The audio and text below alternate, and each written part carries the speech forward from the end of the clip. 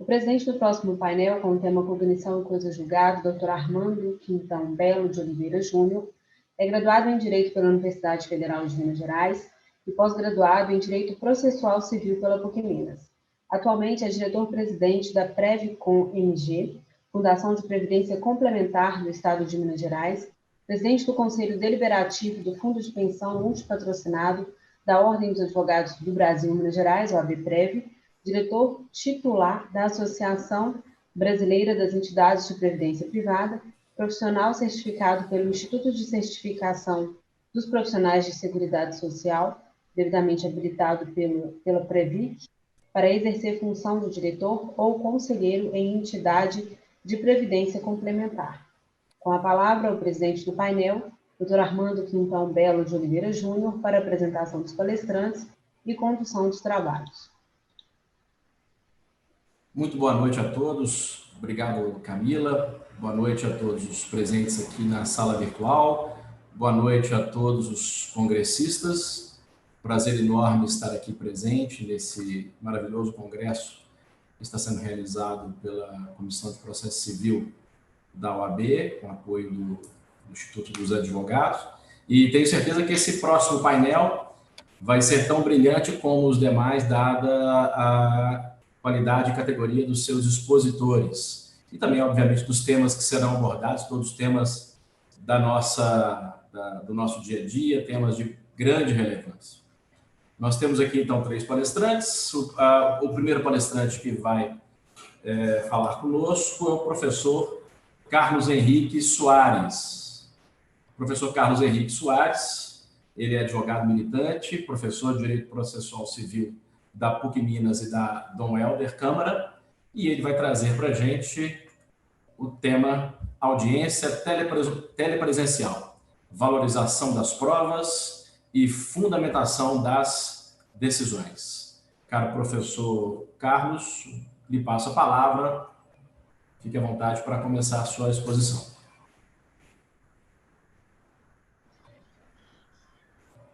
Boa noite a todos. Eu agradeço a Ordem dos Advogados do Brasil, aí, em nome do professor Bernardo, pelo convite.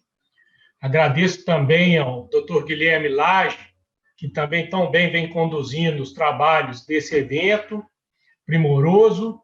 Obrigado aí pela gentileza de me convidar. Dr. Armando Belo, muito obrigado pela apresentação que me fez. Gostaria de saudar a todos os demais que estão aqui compondo essa mesa virtual. Um fraterno abraço para o meu querido orientador José Marcos Rodrigues, que foi meu orientador de doutorado, pelo qual eu tenho um carinho enorme, e os demais presentes nesta mesa virtual. O tema da minha exposição será breve e será, assim, feito de uma forma bastante simples, de uma visão do que vem acontecendo no judiciário em alguns meses, ou que se potencializou dentro do judiciário em alguns meses.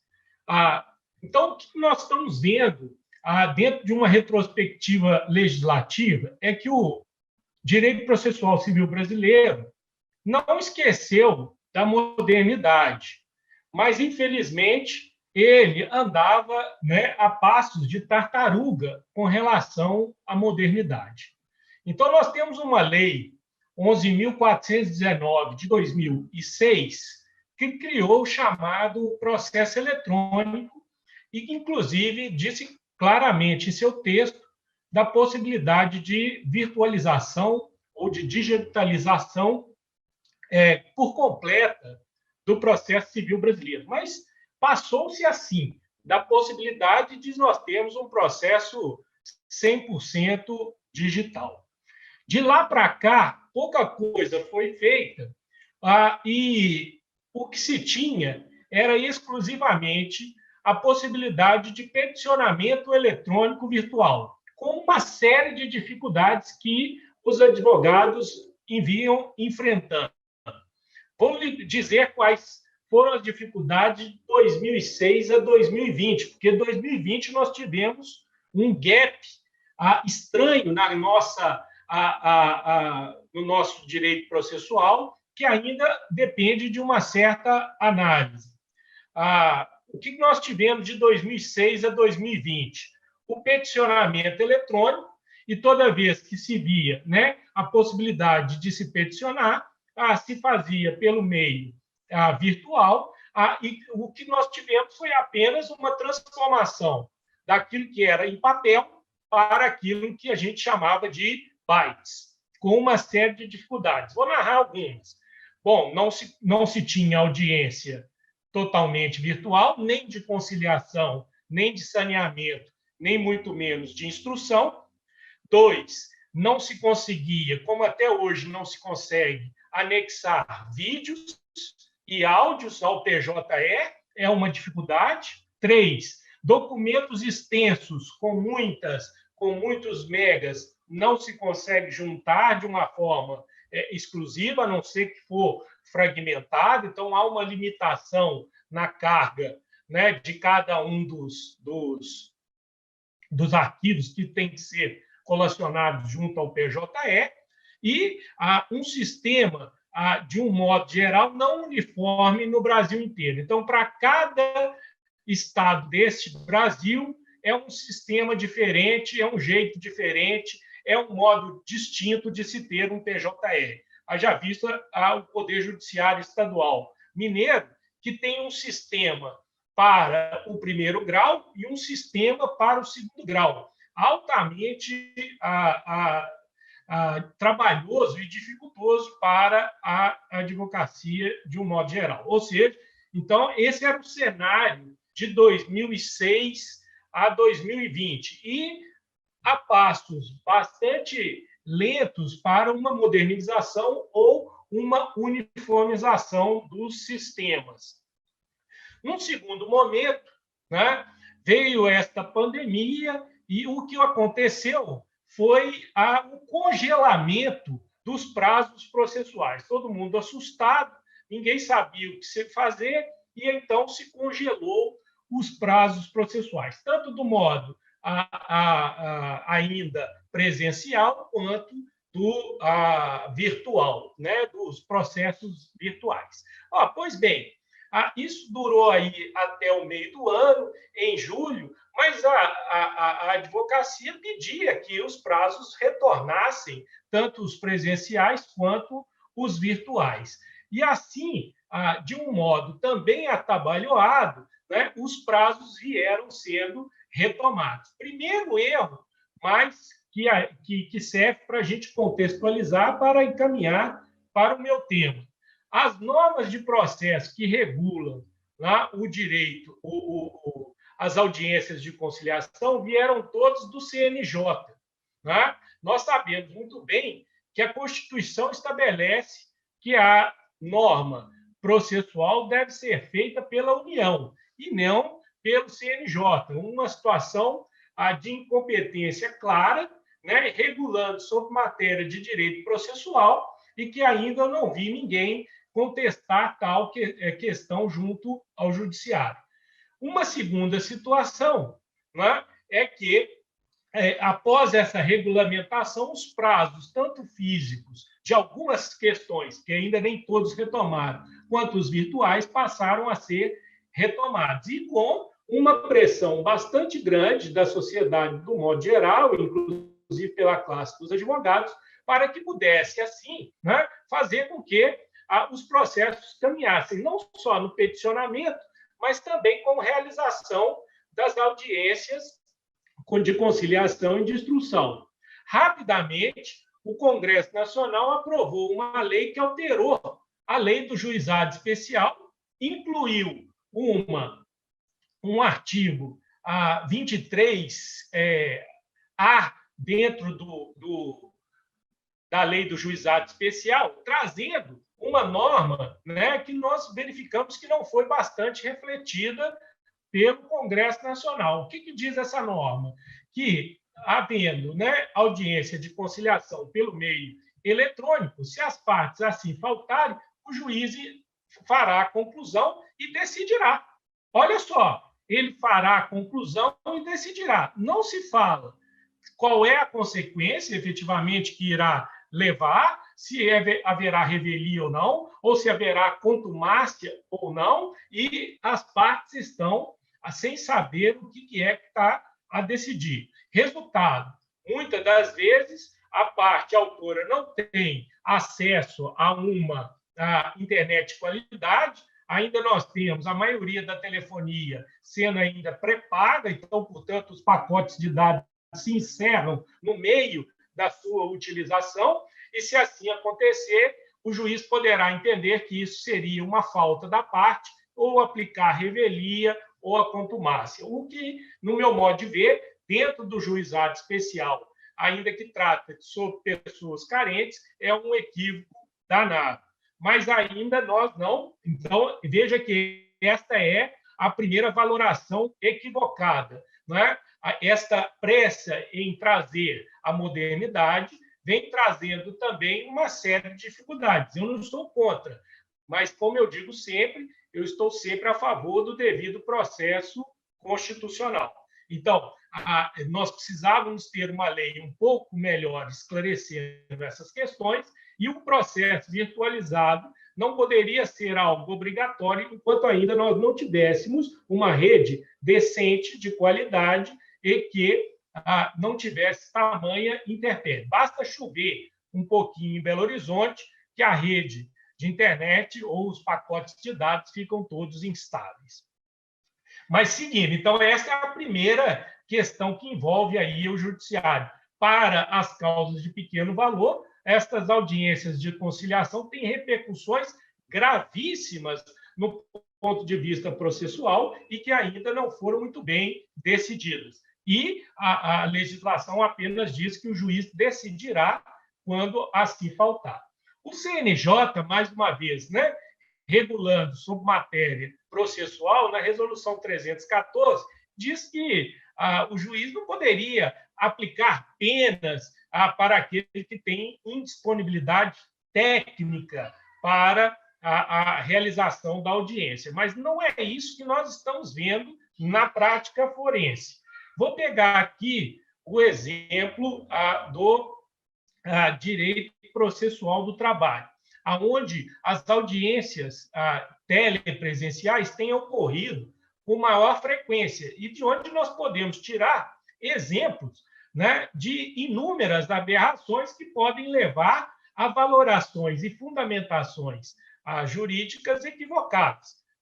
Primeiro, o primeiro ponto é o juiz está liberando, né, o link para acesso à sala de audiência 20 minutos antes da audiência começar. Então, já não basta o estresse de estar aguardando a audiência, você tem que consultar o seu e-mail de 1 em 1 minuto para saber se o link chegou e, se o link assim chegou, você, então, possa adentrar na audiência telepresencial. Isso eu estou falando tanto de uma audiência de conciliação quanto numa audiência de instrução. Esta é uma situação que, a meu ver, gera um certo desconforto. Uma segunda questão é que, mesmo que você esteja com o link liberado para poder realizar a audiência, muitos juízes perguntam assim: doutor, sua audiência é de qual?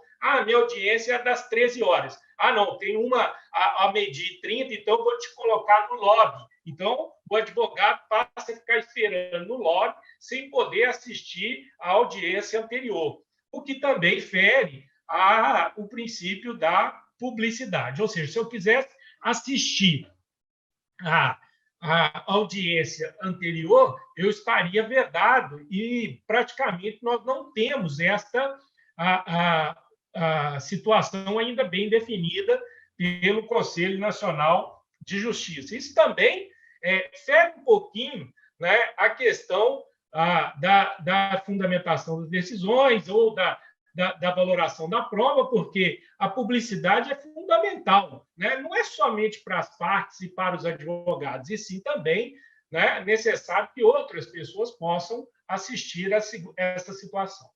Uma outra questão que precisa ser observada é que nestas audiências telepresenciais, a gravação da audiência automaticamente tem que ser obrigatória, porque esta audiência ela não se dá num ambiente de publicidade total e restrita.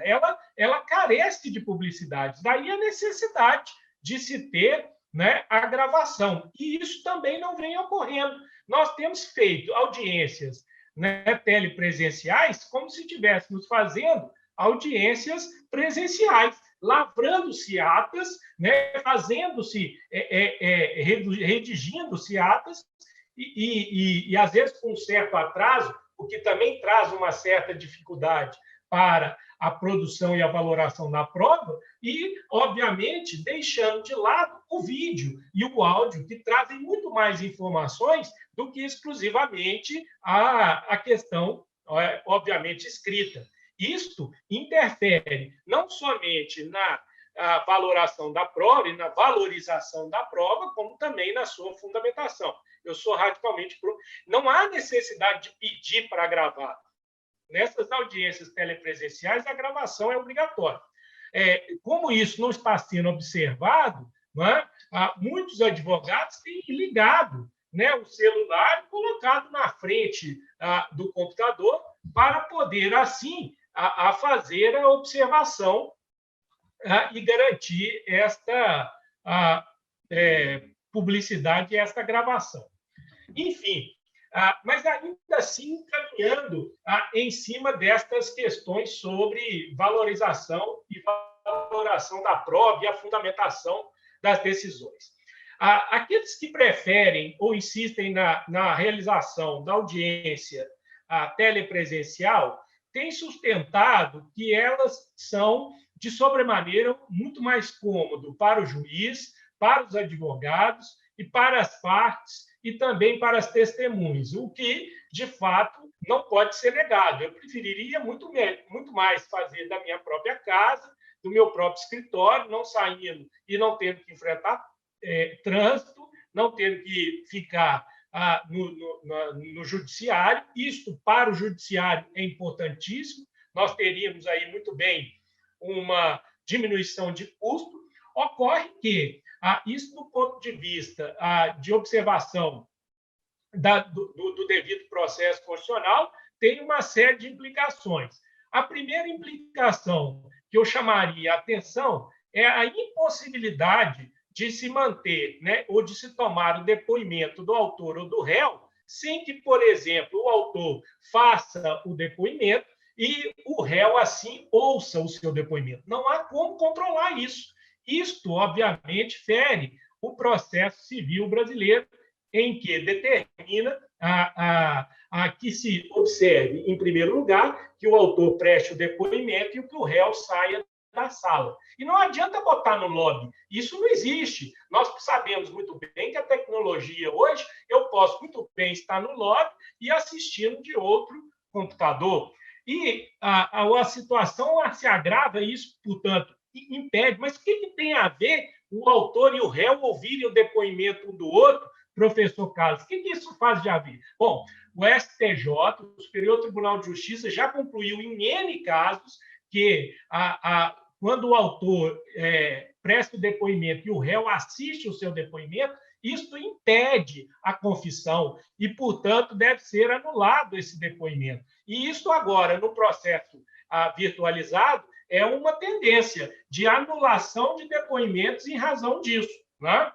Um segundo momento, um segundo porém da valorização e da fundamentação, porque isso vai interferir, é justamente que a parte, muitas das vezes, pode estar na frente de alguma pessoa que vai conduzir o seu depoimento, o que, de fato, não aconteceria na frente de um magistrado. Isso também nos traz uma certa preocupação com relação a esta situação.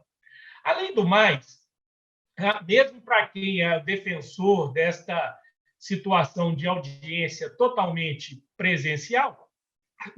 telepresencial, nós temos aí a situação das testemunhas. Esta, para mim, é algo assim incontrolável.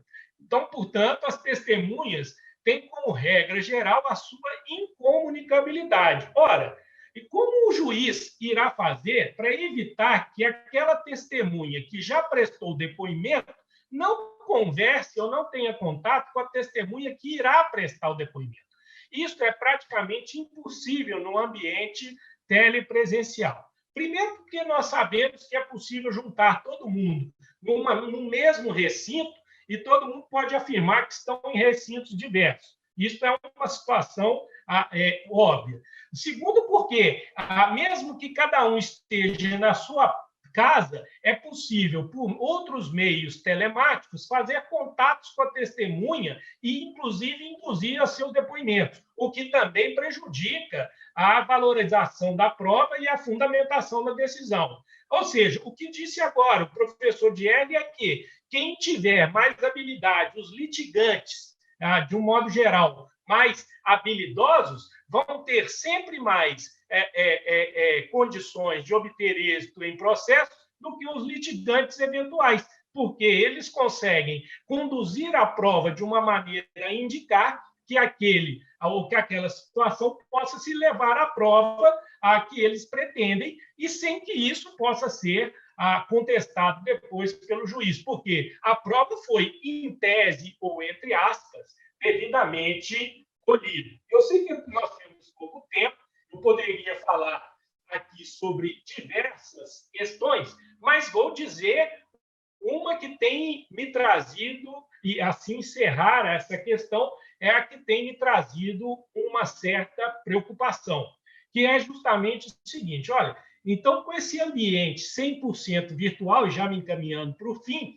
nós temos aí uma apreensão da prova dificultada por parte daquele que nos traz a prova, sendo os advogados ou as testemunhas, e, num segundo momento, quando a gente vai recorrer, nós agora nos deparamos com um Tribunal de Justiça que nos impõe, né, também um pouco equivocadamente, a necessidade de fazermos sustentações orais gravadas, para que eles assim possam analisar e, se for o caso, modificar seu entendimento. Esta gravação de sustentação oral exigida pelos tribunais de justiça, especialmente aqui em Minas Gerais, é uma situação que também gera um certo desconforto na classe dos advogados, uma vez que, se a sustentação é um momento de argumentação, ninguém tem certeza que